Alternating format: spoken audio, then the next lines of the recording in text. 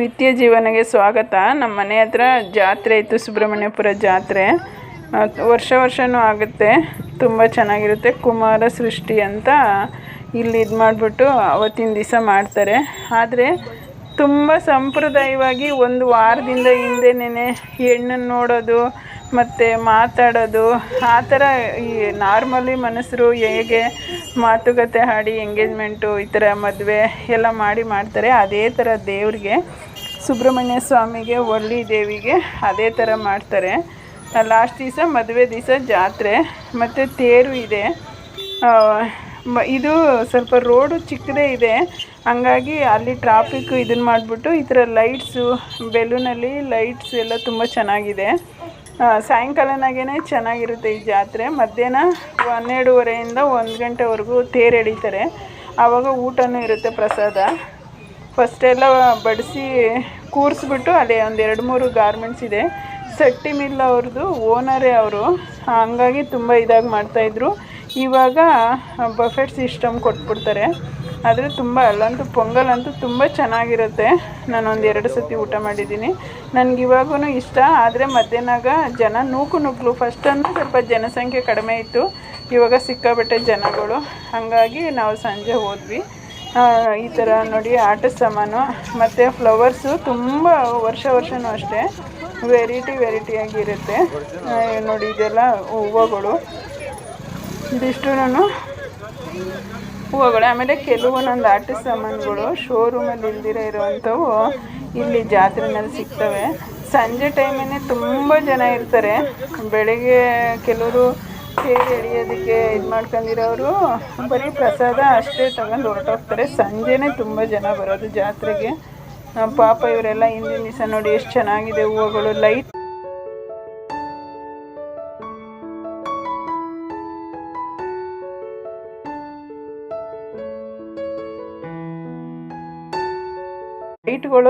ಎಷ್ಟು ವಿಧವಾಗಿದೆ.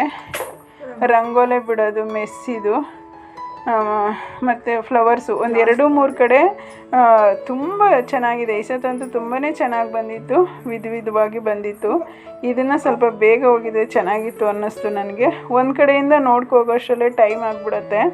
ತುಂಬ ಚೆನ್ನಾಗಿದೆ. ನ್ಯಾಚುರಲ್ ಫ್ಲವರ್ಸು ಪಾಟ್ ಥರನೇ ಇದೆ ನೋಡಿ. ಎಷ್ಟು ಈ ಕನಕಾಂಬರ ಕಲರು ಮತ್ತು ಅಲ್ಲಲ್ಲಿ ರೋಸ್ ಬುಟ್ಟಿ ಹೂವು ಥರ, ಈ ಲಾಲ್ಬಾಗ್ ಶೋನಲ್ಲಿ ಇಡೋ ಥರ ಇದೆಲ್ಲ ದೊಡ್ಡ ಫ್ಲವರ್ಸು ತುಂಬ ಚೆನ್ನಾಗಿದೆ. ತುಂಬ ಚೆನ್ನಾಗಿತ್ತು. ಪಾಪ ಇವರೆಲ್ಲರೂ ಹಿಂದಿನ ದಿವಸನೇ ಇದೆಲ್ಲ ನೋಡಿ, ಇದು ಇಯರಿಂಗ್ಸು ಮತ್ತು ಜ್ಯುವೆಲರ್ಸು, ಈ ಲ್ಯಾಂಪ್ಗಳಂತೂ ತುಂಬ ಚೆನ್ನಾಗಿತ್ತು. ಲ್ಯಾಂಪ್ಗಳ ಥರ ಇದು ಮಾಡ್ಕೊಳ್ಳೋದು, ತಲೆಗೆ ಹಾಕ್ಕೊಳ್ಳೋದು ಮಕ್ಕಳು, ಆ ಥರ.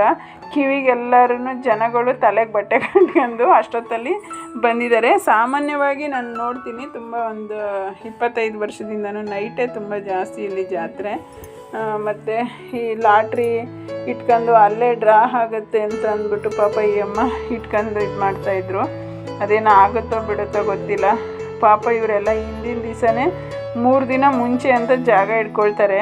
ಇದು ರೋಡು ಚಿಕ್ಕದೇನೆ, ಆ ಕಡೆ ಈ ಕಡೆ ಡೆಮಿಲೇಷನ್ ಇದೆ, ಇನ್ನೂ ಮಾಡಿಲ್ಲ. ಹಂಗಾಗಿ ಇದು ರೋಡ್ ಚಿಕ್ಕದೆ, ಆ ಕಡೆ ಈ ಕಡೆ ಪಾಪ ರಸ್ತೆ ಬದಿನಲ್ಲೇ ಮಡಿಕೋತಾರೆ. ಹಂಗಾಗಿ ಜಾಗ ಸಿಗಲ್ಲ ಅಂತ 3 ದಿವಸ ಮುಂಚೆನೇ ಇಟ್ಕೊಂಡು ಅಲ್ಲೇ ಮಲ್ಕೊಳ್ಳೋದು, ಅಲ್ಲೇ ಇದು ಮಾಡೋದು ಮಾಡ್ತಿರ್ತಾರೆ.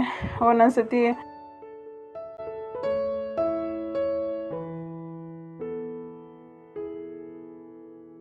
ನೋಡಿ ಇವೆಲ್ಲ ಆಟದ ಸಾಮಾನುಗಳು. ಇವ್ನು ನಮ್ಮ ಮೊಮ್ಮಗ ಎಲ್ಲ ನೋಡಿದ್ದೆಲ್ಲ ಬೇಕು ಅಂತಾನೆ, ಕೊನೆಗೆ ಕೈಯಲ್ಲಿ ಎತ್ಕೊಂಡು ನಂಗೆ ಬೇಡ ಅಂತಾನೆ. ಈ ಥರದವನು ಇವನು. ಕೊನೆಗೂ ಒಂದು 2-3 ಅಂದರೆ ಹೋದ್ಮೇಲೆ ತೊಗೊಳ್ಳೇಬೇಕನ್ಸುತ್ತೆ. ಪಾಪ ಅವರು ಎಷ್ಟು 3 ದಿನದಿಂದ ಕೂತಿರ್ತಾರೆ. ತುಂಬ ಮುಟ್ಟಿ ನೋಡೋರೇ ಜಾಸ್ತಿ ಜನ ಇರ್ತಾರೆ, ಹಾಗಾಗಿ ಕೊಂಡ್ಕೊಡೋರೇ ಕಡಿಮೆ. ಹಾಗಾಗಿ ನಾವು ನೋಡಿದ್ದೆಲ್ಲ ಸುಮಾರು ಒಂದಷ್ಟು ಆಟ ಸಾಮಾನು ಕೊಂಡ್ಕೊಬಂದ್ವಿ. ಅವನು ತರ್ತಾನೆ. ಮತ್ತು ನಮ್ಮ ಮೊಮ್ಮಗ ಒಂದಿನ 2 ದಿನ ಅಷ್ಟೇ, ಮತ್ತೆ 3 ದಿನ ಎಷ್ಟು ಮತ್ತೆ ಇನ್ನೊಂದು ಸತಿ ಬೇಕು ಅಂತಾನೆ. ಹಾಗಾಗಿ ಏನೇ ಆಗಲಿ ನಾನು ಎಲ್ಲೋದ್ರೂ ಒಂದಷ್ಟು ಕೊಂಡ್ಕೊಂಡು ಬರ್ತೀನಿ. ಇವು ಅಡುಗೆ ಸಾಮಾನು ಒರಿಜಿನಲ್ ಅಲ್ಲ, ಅದು ಡೂಪ್ಲಿಕೇಟ್. ಇದನ್ನ ತಗೊಂಡು ಜೀಪ್ ಚೆನ್ನಾಗೈತೆ. ಇದು ಬೇಡವಾ ಅದಿದೆ ನಮ್ಮ ಮನೇಲಿ.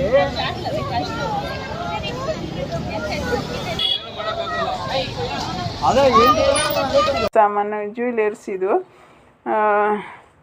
ತುಂಬ ಚೆನ್ನಾಗಿದೆ. ಕೊಂಡ್ಕೊಳ್ಳೋರು ಕೊಂಡ್ಕೊಳ್ತಾರೆ, ಕೆಲವ್ರು ನೋಡ್ತಾರೆ. ಇದೆಲ್ಲ ಒಂಥರ ಇದ್ರದ್ದು ಮೆಟಲ್ ಟೈಪ್. ಇದು ಬುದ್ಧ ಅಂತೆ, ಆಮೇಲೆ ಎಲಿಫೆಂಟ್ ಅಂತೆ, ಕೃಷ್ಣ, ಪ್ರತಿಯೊಂದೂ ಇದೆ ಇಲ್ಲಿ. ಆಮೇಲೆ ಇದು ಇಲಿಗಳಂತೂ ಹಿಂದೆಗಡೆ ಇಟ್ಟಿದ್ದಾರೆ. ಅದೊಂಥರ ಸಣ್ಣ ಸಣ್ಣಕ್ಕೆ ಚೆನ್ನಾಗಿದೆ. ಇದು ಧೂಪ ಹಾಕೋದಕ್ಕೆ ಮಾಡಿದ್ರು ಈ ಕಡೆ. ಅಲ್ಲಿ ಪಕ್ಕನೇ ಜಾಂಗೀರದು ಇದನ್ನ ಇಟ್ಟಿದ್ದಾರೆ. ಇಲ್ಲೇ ಜಾಂಗೀರ್ ಮಾಡಿ ಮಾಡಿ ಅದೇನು ಜನನೋ ಬಿಸಿದು ಅಂತ ತುಂಬ ಭಾಳ ಜನ ತಿಂತಾರೆ. ನಾವು ಇದೆಲ್ಲ ಜಾತ್ರೆನಲ್ಲಿ ತಿನ್ನಲ್ಲ, ತುಂಬ ಧೂಳಿರುತ್ತೆ ಅಂದ್ಬಿಟ್ಟು.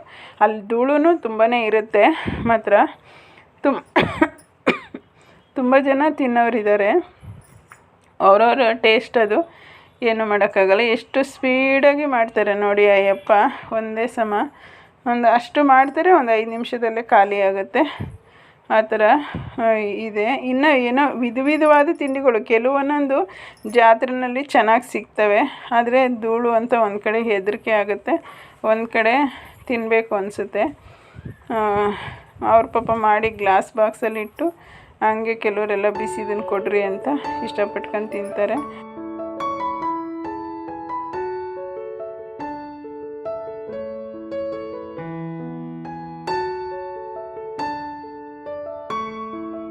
ನೋಡಿ ಟ್ಯಾಟೋ ಹಾಕಿಸ್ಕೊತಾರೆ. ಇದಂತೂ ಮಹಾ ತಪ್ಪು. ಜಾತ್ರೆಗಳಲ್ಲಿ ಹಾಕೋಬಾರ್ದು. ಇದು ಒಬ್ರಿಗೆ ಚುಚ್ಚಿದೆ, ಅವರು ಹೊಸ್ದಾಗೆ ನಾನು ತಗೊಂಡೆ ಅಂತ ಹೇಳ್ತಾರೆ. ಆದರೆ ಇದು ಒಬ್ಬರಿಂದ ಒಬ್ರಿಗೆ ಇನ್ಫೆಕ್ಷನ್ ಆಗೋದು ಈ ಥರ ಜಾಗದಲ್ಲೇ, ಜಾತ್ರೆಗಳಲ್ಲೇ ಈ ಥರ ಆಗೋದು. ಈ ಬ್ಯಾಸ್ಕೆಟುಗಳು, ಹುಲ್ಲನ್ನೋದು ಮತ್ತು ಒಯ್ಯರ್ದು, ಇದಕ್ಕಂತೂ ನಮಗೆ ಬೇಡ ಅಂದ್ರೂ ತೊಗೋಬೇಕು ಅನಿಸುತ್ತೆ. ಯಾಕಂದರೆ ಒಂದು ಬುಟ್ಟಿ ಮಾಡೋದು ಎಷ್ಟು ಕಷ್ಟ. ಪಾಪ ಇವರು ಇಷ್ಟಿಷ್ಟು ಒಂದು ಎಣ್ಕೊಬಂದು ಹಾಕೊಂಡು ಕೂತಿರ್ತಾರೆ. ಕೆಲವರು ಚೆನ್ನಾಗಿದ್ದವರೇ ಇದು ಮಾಡ್ತಾರೆ, ಕೆಲವರಂತೂ ತುಂಬ ಬಡ ಜನಗಳು ವ್ಯಾಪಾರ ಮಾಡ್ತಾರೆ. ಹಾಗಾಗಿ ಹೋದ್ಮೇಲೆ ಏನಾದರೂ ಕೊಂಡ್ಕೋಬೇಕು ಅನಿಸುತ್ತೆ. ಅವ್ರಿಗೂ ಉಪಯೋಗ ಆಗುತ್ತೆ, ನಮಗೂ ಅಲ್ಲಿ ಹೋಗಿದ್ವಿ ತೊಗೊಬಂದ್ವಿ ಅನ್ನೋದಿರುತ್ತೆ. ಬರೀ ಮಕ್ಕಳ ಸಂತೆನೇ, ಒಟ್ಟಿನಲ್ಲಿ ಸಂಜೆ ಅಂತ ಅಂದರೆ ಮಕ್ಕಳ ಸಂತೆನೇ ತುಂಬ ಚೆನ್ನಾಗಿರುತ್ತೆ. ಸುಮಾರು ಒಂದು 2-2.5 ಕಿಲೋಮೀಟ್ರ್ ಅಷ್ಟುದ್ದ ರಸ್ತೆ ಬದಿನಲ್ಲೇ ಆ ಕಡೆ ಈ ಕಡೆ ಇಟ್ಟಿರ್ತಾರೆ. ಜನಗಳಂತೂ ನೋಡಿ ಅಷ್ಟೊತ್ತಾಗಿದೆ, ಆವಾಗ 8-8:30. ನೋಡಿ ಎಷ್ಟು ಜನ ಇದ್ದಾರೆ. ಆವಾಗೇ ಸುಮಾರು 11 ಗಂಟೆವರೆಗೂ ಇರುತ್ತೆ ಈ ಜಾತ್ರೆ. ಯಾವಾಗೂ ನಾವು ನೋಡ್ತೀವಲ್ಲ, ಹಂಗಾಗಿ ಈ ತುಂಡು ಗಂಡು ಮಕ್ಕಳೆಲ್ಲ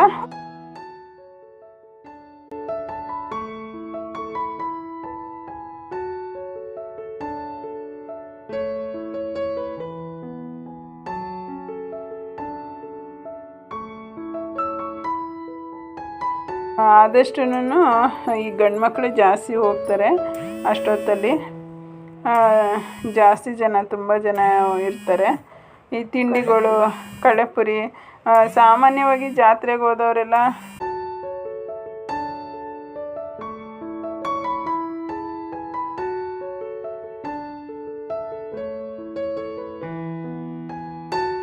ಪುರಿತಾರೆ. ಈ ಲೈಟ್ ನನಗೆ ತುಂಬ ಇಷ್ಟ ಆಯಿತು. ಒಂಥರ ರಿಂಗ್ ಥರ ಇದೆ. ಇವೆಲ್ಲ ಸ್ವಲ್ಪ ಜಾತ್ರೆಗಳಲ್ಲೇ ನಮಗೆ ಸಿಗೋದಿವು, ಬೇರೆ ಕಡೆ ಸಿಗೋದಿಲ್ಲ. ಕೆಲವೊಂದೊಂದು ಐಟಮು ಜಾತ್ರೆಯಲ್ಲೇ ಫೇಮಸ್ ಇಂಥವೆಲ್ಲ ತಿಂಡಿ ಐಟಮ್ಗಳು. ನೋಡಿ ಚೋಚೋ ಅಂತೆ, ಕಳ್ಳೆಪುರಿ, ಬದಾಸು, ಏನೇನೋ ಹೇಳ್ತಾರೆ ಅವೆಲ್ಲ ಇಟ್ಕೊಂಡಿದ್ರು. ಮತ್ತು ಆಟದ ಸಾಮಾನಂದೇ ತುಂಬ ಇದ್ದಿದ್ದು. ಮತ್ತು ಆ ಫ್ಲವರ್ಸು, ಆಟದ ಸಾಮಾನು, ಈ ತಿಂಡಿ ಐಟಮ್ಸು, ಇಂಥದ್ದಿದೆ ಇಂಥದ್ದಿಲ್ಲ ಅನ್ನೋಂಗಿಲ್ಲ. ಸುಮಾರು 2 ಕಡೆ, ಅದೇ ಹೇಳಿದ್ನಲ್ಲ, ರಸ್ತೆ ಬದಿನಲ್ಲಿ 1-1.5 ಕಿಲೋಮೀಟ್ರ್ ಅಷ್ಟು ದೂರ ಹಿಂಗೆ ಇಟ್ಕೊಂಡಿರ್ತಾರೆ. ತುಂಬ ಚೆನ್ನಾಗಿರುತ್ತೆ ಜಾತ್ರೆ. ದೇವರು ರಥ ಎಳೆದಿದ್ರಲ್ಲ ಮಧ್ಯಾಹ್ನ, ಅದನ್ನು ಇಲ್ಲಿ ರಥನ ನಿಲ್ಲಿಸಿದ್ದಾರೆ ಇಲ್ಲಿ.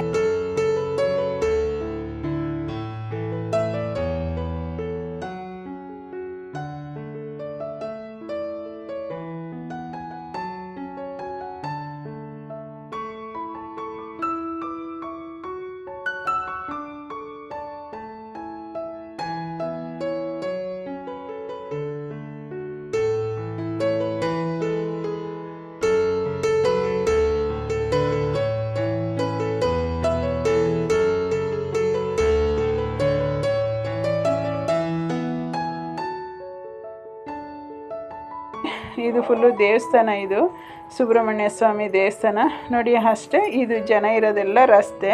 ಆ ಕಡೆ ಈ ಕಡೆ ರಸ್ತೆ ಬದಿನಲ್ಲಿ ಇದನ್ನು ಇಟ್ಕೊಂಡು ಮಾರಾಟ ಮಾಡ್ತಾರೆ. ದೇವಸ್ಥಾನ ತುಂಬ ಚೆನ್ನಾಗಿದೆ. ಮತ್ತು ತೇರು ಎಳೆದು ಇಲ್ಲಿಂದ ದೇವಸ್ಥಾನದಿಂದ ಆ ಕಡೆ ನಿಲ್ಲಿಸಿರ್ತಾರೆ. ಇದು ದೇವಸ್ಥಾನ. ಇದು ಒಳಗಡೆಗೆಲ್ಲ ದೇವಸ್ಥಾನ ತುಂಬ ರಶ್ ಇದೆ.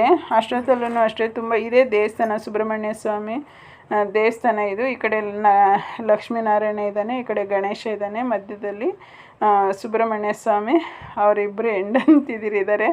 ಮತ್ತು ನಾವು ನಮಗೆ ಒಳಗಡೆಗೆ ಹೋಗೋಕ್ಕಾಗಿಲ್ಲ, ಸಿಕ್ಕಾಬಿಟ್ಟೆ ರಶ್ ಇತ್ತು. ಮತ್ತು ಈ ಚಿಕ್ಕ ಮಕ್ಕಳನ್ನ ಎತ್ಕೋಗಿದ್ವಲ್ಲ, ಇವು ಕುಯ್ ಕುಯ್ ಅಂತ ಇದ್ದವು. ಹಂಗಾಗಿ ನಾವು ದೂರದಿಂದ ವಿಡಿಯೋ ಮಾಡಿದ್ವಿ. ಹೊಸ್ದಾಗಿ ಗೋಪುರ ಮಾಡ್ತಾಯಿದ್ದಾರೆ ಮೇಲಕ್ಕೆ, ಇನ್ನೂ ಮುಗಿದಿಲ್ಲ, ಅದಕ್ಕೆ ಗರಿ ಎಲ್ಲ ತೆಗೆದಿಲ್ಲ ಅವರು. ಆಮೇಲೆ ಪಕ್ಕದಲ್ಲಿ ತೇರ್ ಹತ್ರ ಹೋದ್ವಿ ನೋಡಿ. ಈ ಥರ ಲೈಟ್ ಅರೇಂಜ್ಮೆಂಟ್ ಮಾಡಿದ್ದಾರೆ. ತೇರ್ ಹತ್ರ ಹೋದ್ವಿ ನಾವು. ಆವಾಗ ತೇರ್ ಹತ್ರ ವಿಡಿಯೋ ಸಿಕ್ತು ನಮಗೆ.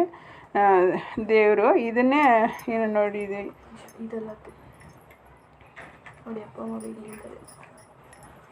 ಇವಾಗ ತೇರ್ ಹತ್ರ ಹೋಗ್ತಾ ಇದ್ದೀವಿ.